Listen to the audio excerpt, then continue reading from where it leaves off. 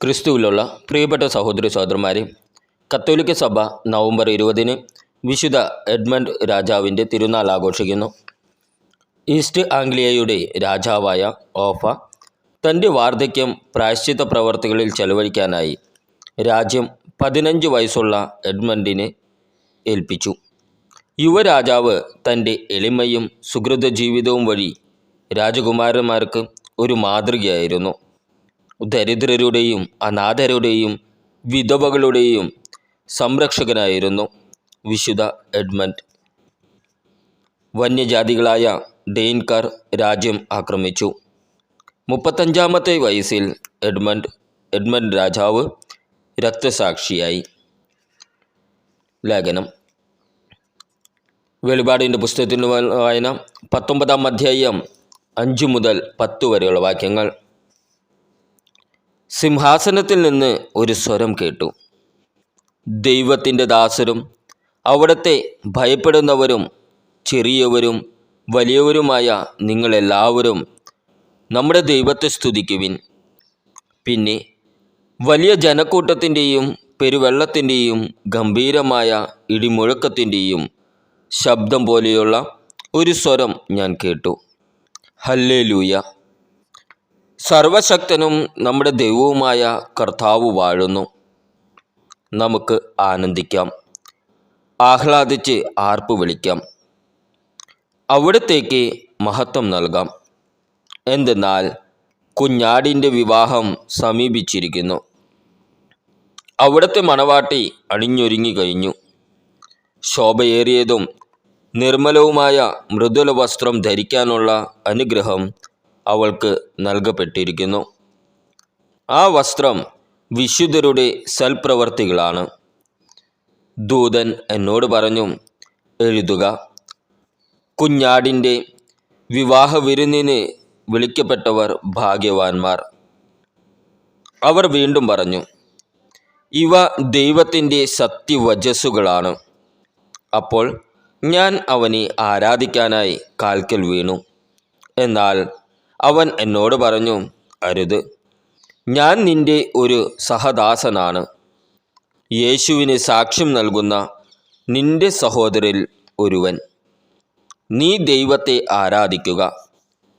യേശുവിനുള്ള സാക്ഷ്യമാണ് പ്രവചനത്തിൻ്റെ ആത്മാവ്. നമ്മുടെ കർത്താവായ ഈശോ മിശിഹായ്ക്ക് സ്തുതി. ഇന്നത്തെ ദൈവവചനം വിശുദ്ധ മത്തായി എഴുതിയ സുവിശേഷം 22-ാം അധ്യായം 1 മുതൽ 14 വരെയുള്ള വാക്യങ്ങൾ. യേശു വീണ്ടും ഉപമകൾ വഴി അവരോട് സംസാരിച്ചു. സ്വർഗരാജ്യം തൻ്റെ പുത്രനു വേണ്ടി വിവാഹവിരുന്നൊരുക്കിയ രാജാവിന് സദൃശം. വിവാഹവിരുന്നിന് ക്ഷണിക്കപ്പെട്ടവരെ വിളിക്കാൻ അവൻ ഭൃത്യന്മാരെ അയച്ചു. എന്നാൽ വരാൻ അവർ വിസമ്മതിച്ചു.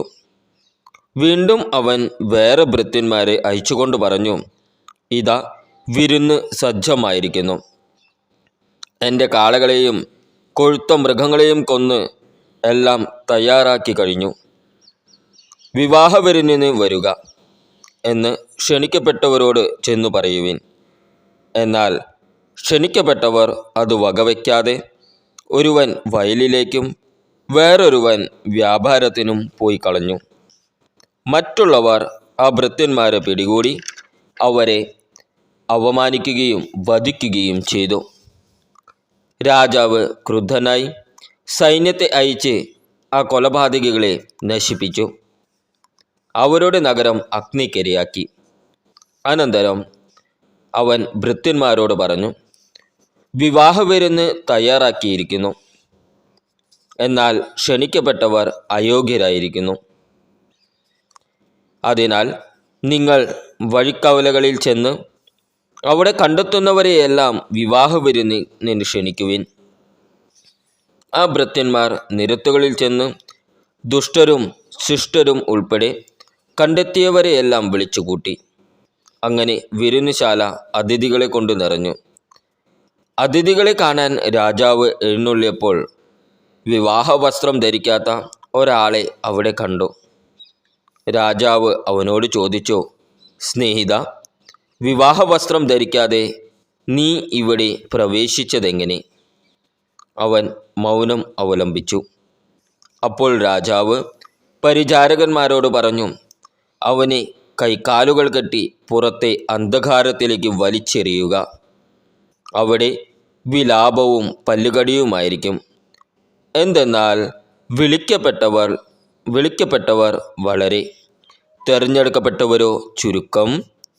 നമ്മുടെ കർത്താവായ ഈശോ മിശിഹായ്ക്ക് സ്തുതി.